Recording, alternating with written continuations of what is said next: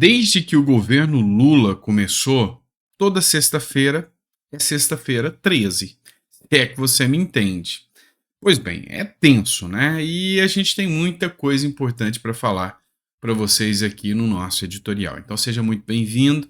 É um prazer ter vocês aqui e que Deus possa abençoar a nossa sexta-feira aí e que, sabe, a gente possa encarar todas as dificuldades que o nosso Brasilzão vem enfrentando. Vamos começar falando aqui de um assunto muito importante, Damares Alves, tá? Para quem não sabe, a Damares, ela deu entrada no hospital com paralisia facial. E aí o pessoal da assessoria disse que ela está passando bem, ela vai passar por uma bateria de exames, e aí essa publicação é do Bruno Zambelli, e o pessoal está em oração em função da Damares. Para quem não sabe, a Damares foi internada com uma paralisia facial causada por herpes zoster, tá? Essa matéria é do Correio Brasiliense. Herpes zoster é o cão, tá? É o mesmo vírus da catapora. Quem já pegou a catapora costuma ter o vírus herpes zoster e fica no seu corpo pro resto da vida. E quando ele aflora, é conhecido mais coloquialmente como cobreiro. Quando ele aflora, meu amigo, é cada coisa que dá. É pele que empola, é paralisia, é dor no corpo. Ela tem uma série de efeitos colaterais horríveis. Então, desejo melhoras logo à senadora da República, Damares Alves, tá? Meus votos de melhor aqui para senadora. Mas de senador para senador, nós vamos falar agora de outro, que não é mais senador, é ministro da Justiça e que provavelmente será ministro do STF, infelizmente. Mas dá uma olhada aqui. Esse é o ministro Flávio Dino, que nós vamos falar. O Paulo Martins fez uma publicação citando aqui uma matéria do Globo, tá, pessoal? Olha só, aprovação contra Flávio Dino. Matéria do Globo, a Câmara de Curitiba aprovou uma moção contra o Flávio Dino. Essa publicação foi feita pelo Paulo Eduardo Martins, o deputado Paulo Martins, e disse o seguinte: parabéns aos vereadores de Curitiba. O que nós precisamos tratar aqui? Curitiba é uma cidade onde foi o berço do Lava Jato. Curitiba é uma cidade que, sabe, os ministros do STF não têm um carinho muito grande em relação a Curitiba. Gilmar Mendes, que o diga, disse que Curitiba é uma cidade de fascismo, é o berço do fascismo no Brasil. Enfim, o Paraná é um estado que, sabe, orgulha muito o Brasil, principalmente com o que aconteceu na Lava Jato. E aí, essa moção da Câmara de Curitiba declarou que o ministro Flávio Dino fez um serviço decadente em relação à segurança pública e também que ele será imparcial na indicação para o Supremo Tribunal Federal. E isso aí chama muita atenção. Só que gerou uma contradição. Curitiba é o berço do senador Sérgio Moro. E aí, o Sérgio Moro, para muitos, inclusive para mim, eu acho que é um grande senador, eu não tenho muitas queixas em relação ao Sérgio Moro, mas, dentro da coerência, em alguns momentos, deixa a desejar. Exemplo, é esse aqui, tá? Essa publicação foi feita pelo Fernando Holliday, né, que também conhecido como Fernando Feriado, e escreveu o seguinte sobre o Sérgio Moro. É absolutamente assustador que o senador Sérgio Moro tenha dúvida sobre o seu voto na indicação de Dino.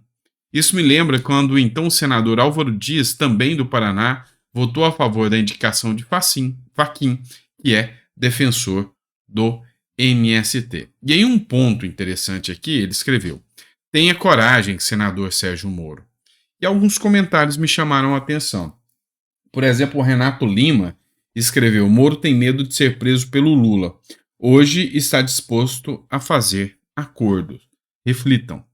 A Marion escreveu o seguinte: não acredito na dúvida dele. Este homem é digno e decente. Eu também acho que ele é, mas eu acho que ele está com muito medo. Voto aberto no Senado, não ao Flávio Dino. A Calígia Farias escreveu. O Júlio Braz escreveu: não é possível. Qual a dúvida? Me parece a mesma sobre se a grama é azul. O fato é que nós temos que cobrar muito os senadores, e aí o pessoal de Curitiba tem que ficar de olhos abertos. O grande problema é a falta da democracia em si. Qual é a democracia? O cidadão, ele serve para votar? Serve. Mas ele serve para fiscalizar os seus deputados e senadores? Pois é, não serve, porque eles mesmos escondem os votos. Querem votar de forma secreta. Então, o Sérgio Moro deveria declarar logo o seu voto. Se sim, sim, se não, não. Pelo menos o público que votou, que o elegeu, que confiou, que teve a credibilidade desse público, vai saber o posicionamento dele. E aí nas urnas a decisão fica a cargo deles. Vamos falar de um plano internacional agora. Mais uma vez o Javier Milei vem dando dor de cabeça para o Lula, né? Olha só quem mais marcou presença, e sabe qual que é a parte gostosa disso? É a mídia da extrema esquerda que tem que noticiar. Dá uma olhada. Ucrânia anuncia a presença de Zelensky em posse de Milei na Argentina. O Bolsonaro já está lá. O governo da Ucrânia afirmou nessa quinta-feira que o presidente do país, Vladimir Zelensky, viajará à Argentina nesse fim de semana para participar da cerimônia de posse do presidente eleito, o político de extrema-direita Javier Milei. A cerimônia acontecerá em Buenos Aires no domingo, dia 10. Essa matéria é do Opera Mundi, tá, pessoal? Eu sempre cito a fonte aqui quando eu trago as matérias. Sabe de uma coisa? Esse evento vai ser épico. Esse evento, acho que vai... Sabe, eu vejo nascendo aqui o Foro de Buenos Aires. Pois é, porque não tem o Foro de São Paulo, que é essa coisa vergonhosa que nós temos aqui no Brasil. Vai estar lá Trump, Zelensky, Bolsonaro, vai estar lá o presidente do Uruguai, do Paraguai, vai estar o Nayib Bukele, que para mim hoje é a representação da direita mundial. Tá, ele não tem a mesma popularidade do Trump e do Bolsonaro, mas o cara é o Nayib Bukele. É lógico, 1000 diferenças entre El Salvador e Brasil, 1000 diferenças entre El Salvador e Estados Unidos, mas assim, o cara chegou num estado tomado pelo narcotráfico, num país tomado pelo narcotráfico, tomado pelas gangues, peitou o sistema e falou, eu vou, e foi. Eu acho o cara incrível, mas cada um tem seu posicionamento aí. Para mim, eu acho ele um cara excepcional. Vamos lá, outra matéria que eu quero tratar com vocês aqui, e essa é muito importante. Vocês sabem que, na minha visão, o decreto que proibiu a liberação de armas do Lula e do Dino, para mim, só fez aumentar a criminalidade. Nada, absolutamente nada, nenhuma medida que seja tomada por Flávio Dino ou Lula na questão de segurança pública me convence. Eu estou vendo os índices de violência, eu estou vendo a segurança pública no Brasil, sabe, entrar num caos, chegar a ponto de ter quase que um faroeste no Brasil e de gente ter que entrar no exercício irregular das próprias razões, cometendo crime do artigo 347, 348, se eu não me engano, do Código Penal, e ter que ir para a rua e tá sendo chamado de justiceiro, porque não aguenta mais ver o pai, o tio, o vô sendo sequestrado, sendo roubado, apanhando nas ruas por causa dos bandidos. Então, das pautas que nós defendemos muito é a derrubada do PDL do decreto de Lula.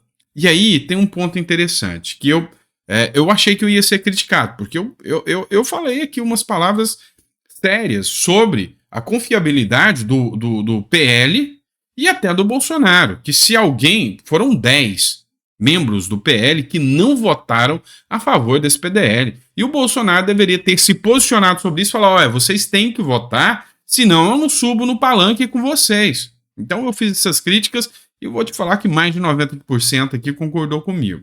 Mas por que eu estou voltando nesse PDL? Primeiro, porque o Sanderson e outros parlamentares colocaram esse PDL de novo e vai precisar de voto de novo. E aí qual vai ser a postura do Bolsonaro e do PL? Omissa de novo? Não dá para ser. Não dá para ser. Então, o que é importante? O Polon foi corajoso pra caramba, porque você caçar briga com colegas É muito complicado dentro da Câmara. E ele fez a postagem aqui, ó, dos votos de quem foi a favor e de quem foi contra, né? E aqui os votos de abstenção que ele colocou aqui, de quem é do PL. Ele colocou aqui também os votos de quem votou não, tá todos aqui. Eu não vou ler um por um, porque são muitas pessoas, o vídeo ficaria muito extenso. E aí, a Jessicão, que é vereadora do Paraná ou de Santa Catarina, eu não me recordo aqui. A vereadora Jessicão, ela colocou aqui os 10 deputados exclusivos do PL que votaram não à urgência do PDL ou que se abstiveram, né? Aí ela colocou aqui, ó, o Antônio Carlos, do PL de São Paulo, o João Carlos Bacelar, do PDL da Bahia, esses dois votaram não. Esses dois votaram não, literalmente, não querem a liberação de armas para São Paulo e nem para Bahia. Que se abstiveram, tá? Abstiveram. O Eli Borges, do PL do Tocantins, o Henrique Júnior, do PL do Maranhão, eles abstiveram de votar a urgência do decreto. Esses outros aqui.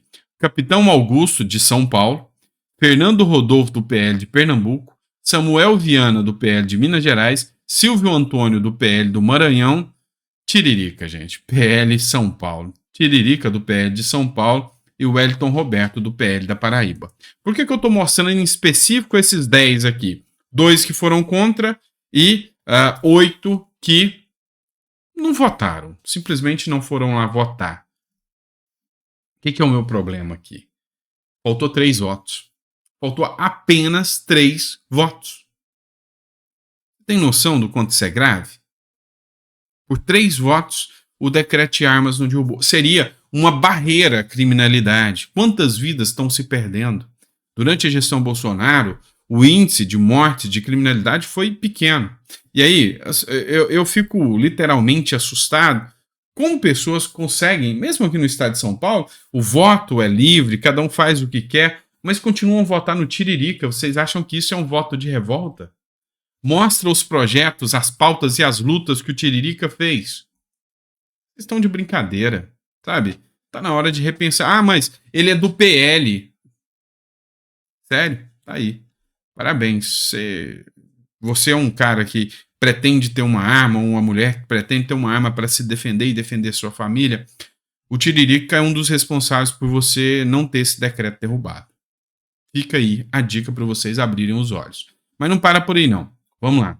Por que eu quis tratar especificamente desse tema? Tivemos 254 votos. Já seria o suficiente, tá? Ou quase que o suficiente, só faltam 3 para um projeto ainda mais importante. E aí é um projeto da Carolina de Tone, matéria do Correio Brasiliense aqui.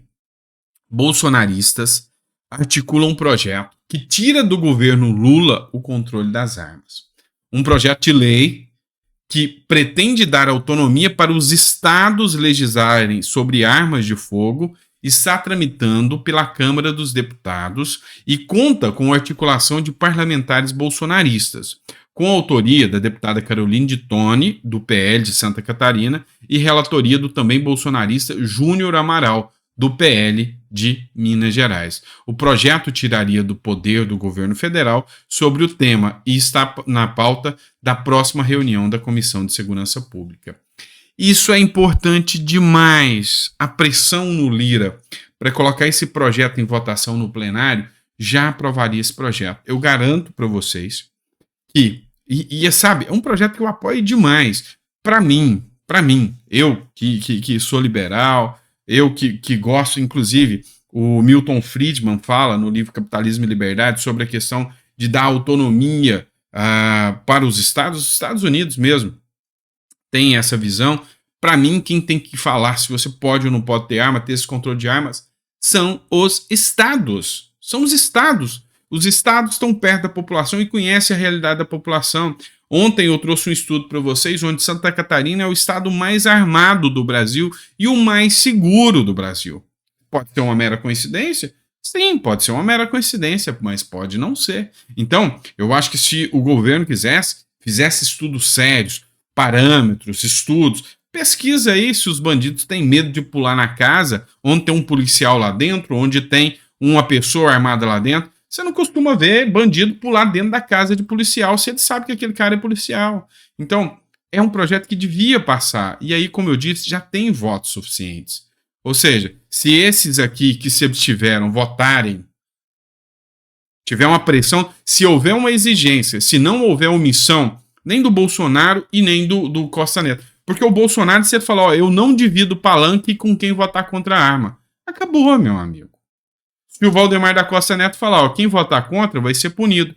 Acabou. Agora, deixa o fio correr solto, aí perdeu o o PDL do decreto das armas. Mas esse projeto está correndo.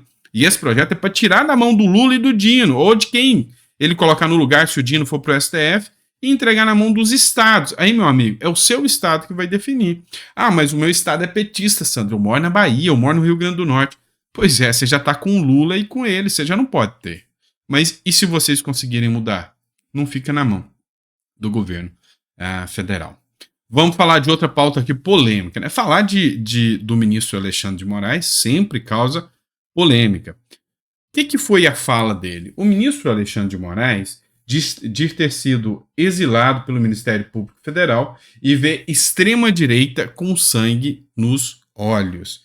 Essa fala aqui foi muito, muito polêmica.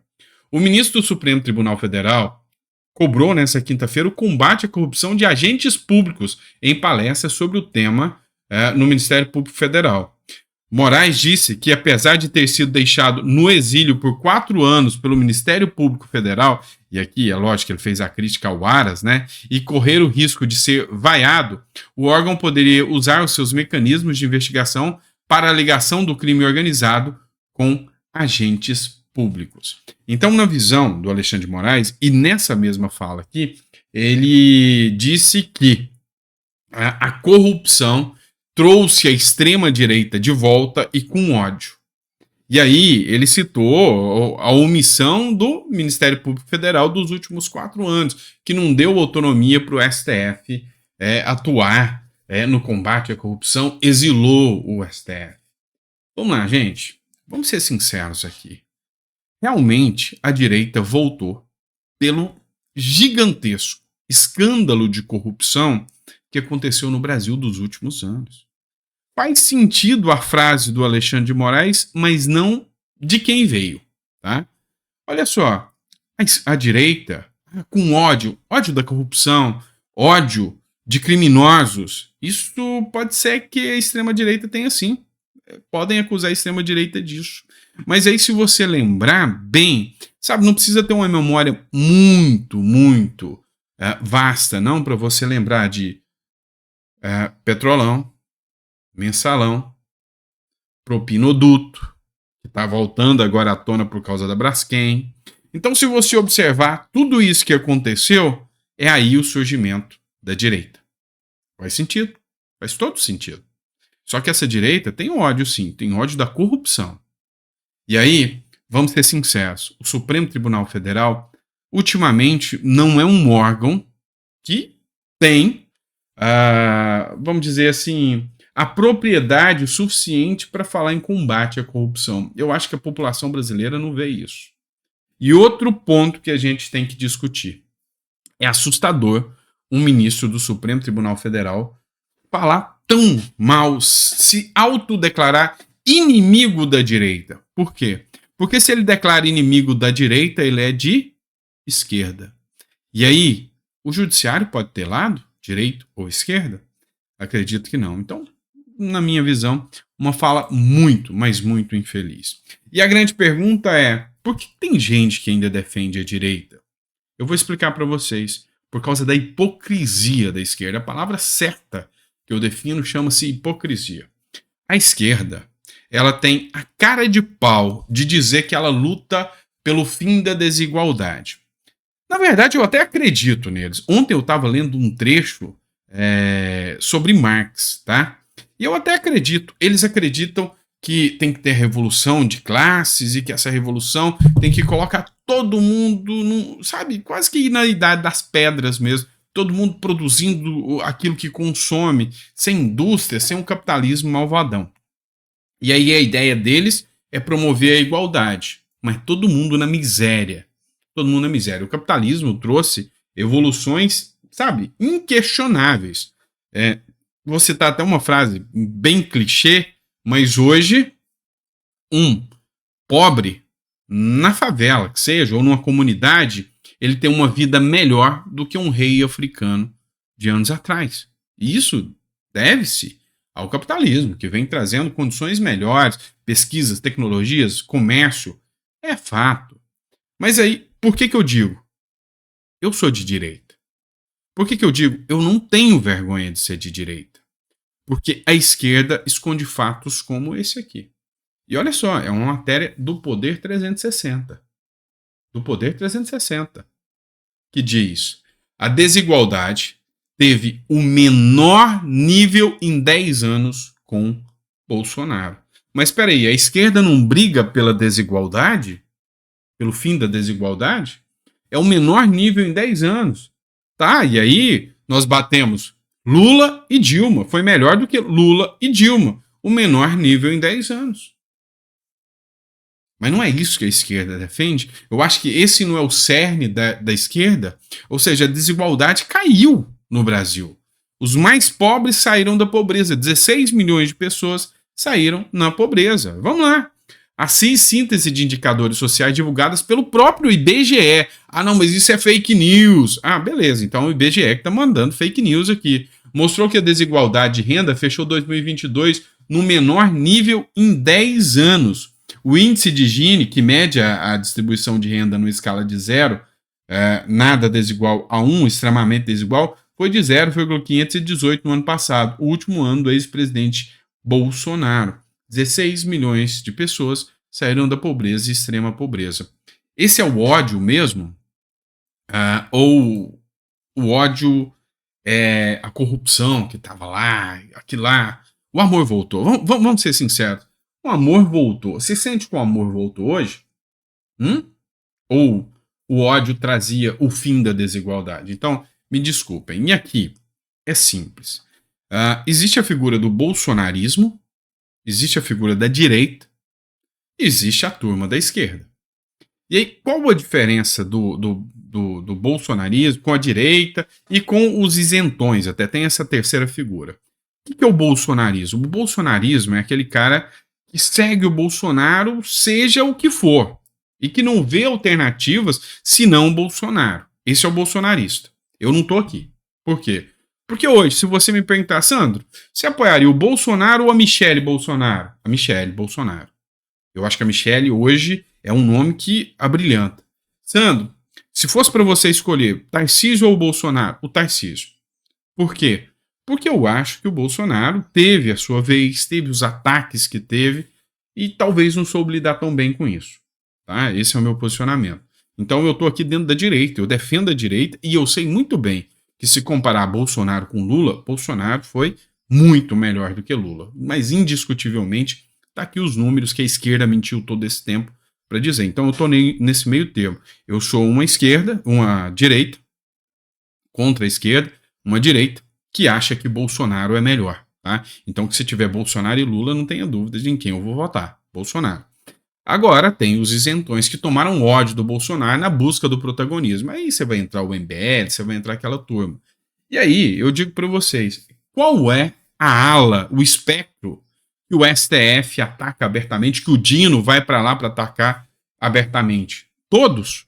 Provavelmente, sim. Se você não é de esquerda, você está na mira do STF. E aí o STF não consegue entender a diferença aqui, a gritante diferença entre combater a corrupção, entre combater a desigualdade e ainda ter a cara de pau de falar que a esquerda é melhor do que a direita. Aí não dá, né? Aí não dá mesmo.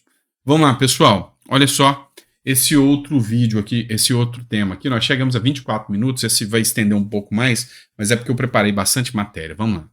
Manifestantes detidos na Lesp têm prisão convertida para preventiva. Eu falei para vocês que não ia durar muito, né? 2 dos 4 manifestantes detidos na noite dessa quarta-feira na Assembleia Legislativa, na Alesp, tiveram prisão em flagrante convertida para preventiva durante a audiência de custódia realizada nessa quinta-feira, dia 7/12. O Rendril Liz Lucas Cavente estava entre os manifestantes contrários à privatização da Sabesp que entraram em confronto com a polícia. Além deles, Vivian Mendes e Ricardo Senesi também haviam sido detidos no local, mas foram liberados nessa tarde mediante pagamento de fiança no valor fixado de um salário. Agora, é o seguinte, é nítido e claro, basta fazer uma interpretação jurídica coerente, você vai ver que, inclusive, houve depredação do patrimônio, houve tudo isso, houve uma encenação, que aquilo tudo estava preparado para acontecer e ainda mentiram descaradamente simulando crime ali. E eu vou mostrar para vocês o porquê. E aí teve uma tentativa de homicídio. O cara atacou um extintor na cabeça de um policial. Ah, não, mas isso não mata. Ah, tá bom, não mata não, tá bom. E aí, cara, esses caras, sabe, tinham que ter respondido. E aí eu volto a falar, cadê a tese do STF do crime multitudinário? Ué, é a turba. Não importa se você estava ou não estava. Ah, não importa se você estava escondendo-se ali dentro da Alesp. Ah, não importa se você estava ali. Gente, não quebra não faz isso não. Não importa. O crime é da turba. Por que não prendeu todo mundo, mandou para cadeia e ficou todo mundo preso muito tempo na preventiva? Pois é, essa turma vai estar solta logo, você pode ter certeza disso. E olha aí o tamanho da canalice. A polícia achou um batom e investiga sangue falso em pancadaria na Alesp. Pois é, a turma lá, olha só na mão do cidadão aí, estava utilizando sangue falso, ou seja, simulando que teriam sido agredidos pela polícia, e isso para criar uma narrativa ali favorável a eles. Então, enfim, gente, convenhamos, né? Essa turma é cascateira sem precedentes, né? Então, fazer o quê, né? Mas que pena que a justiça não é igual para todos aqui no Brasil. Parabéns para o antagonista que colocou uma matéria. Ué, e os atos antidemocráticos da esquerda? O STF não vai fazer nada? Não, não vai não. 2 pesos e 2 medidas no Brasil, infelizmente, tá bom? É isso, pessoal. Espero que vocês tenham gostado do nosso editorial. A gente volta com mais conteúdo para vocês ao meio-dia. Desculpa logo de manhã colocar um conteúdo mais denso para vocês, né? Mas eu acho que os assuntos foram relevantes, tá bom? Grande abraço e até lá.